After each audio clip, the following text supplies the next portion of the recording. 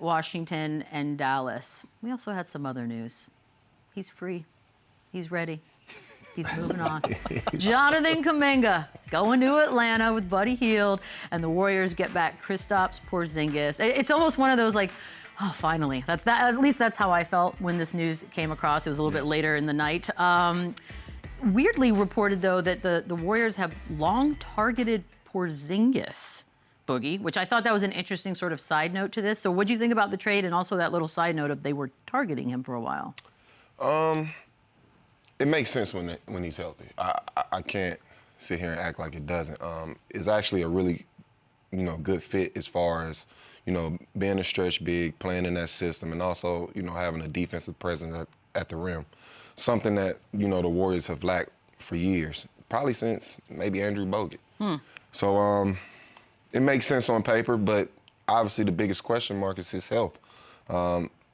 I can't remember the last time I saw Porzingis play, to be honest. So I know he's dealing with some illnesses right now, and they're still trying to figure that out.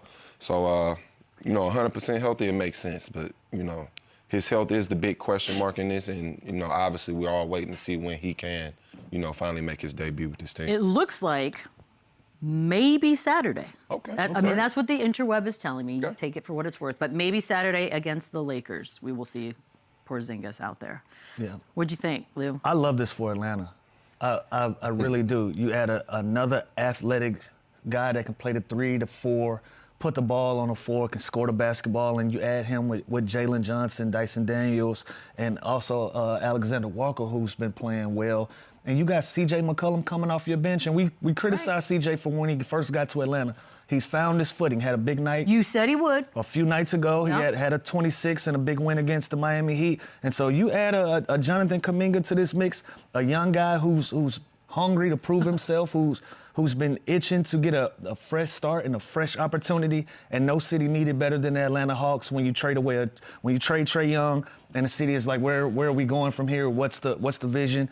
Now you add another young piece to already another young core that you can start building with. So I love this for the city, and I look forward to it. And also Buddy Hield.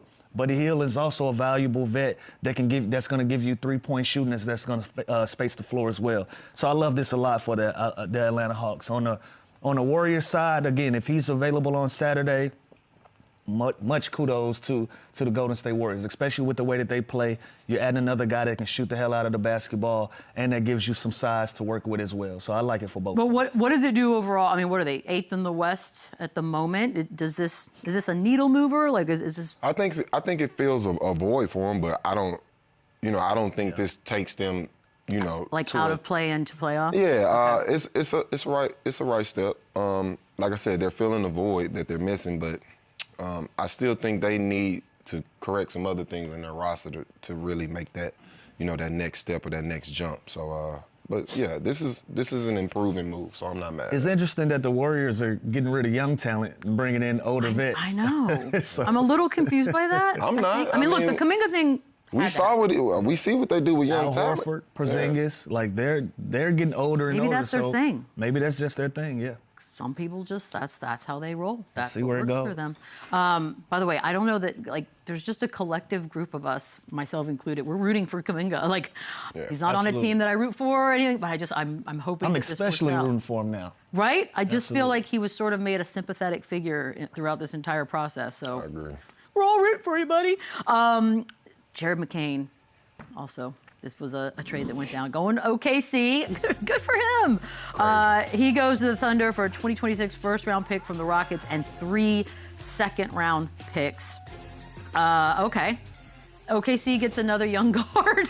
At some point, you're just like, what is even happening, Lou? But this is what they're built to do, and they're going to do it for a while. Yeah, I don't know where he fits in here, but again, they've turned into a plug-and-play basketball team. I've said that over and over, and this is another young guy who's trying to find his way in this league. And so, my only concern is you thought the 76ers were logjammed at the guard position? I mean, OKC is especially logjammed at the guard position, and their guards are playing well.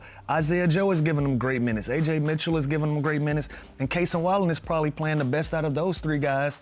and none of them are the best guard on the team. Nope. None of those guys are the best guard on the team. So when you're trying to find your way, it's kind of hard. So I don't see the vision here.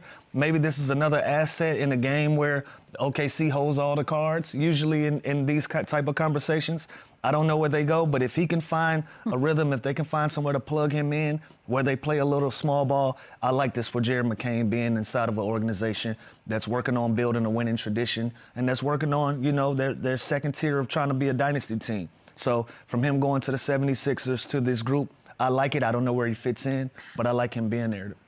I actually like this move. Okay. I love the way Sam Presti operates. This is a kind of small but subtle move, but at the same time, very impactful. Obviously, Shai's being out right now with his injury. We don't necessarily know that timeline, but I think, with this move being made, they now have, the luxury of giving him as much time as he needs to get 100% healthy for this playoff run. Same thing goes for J-Dub. So this move actually makes sense. You got a young guard that you can plug in the place of those guys that are missing.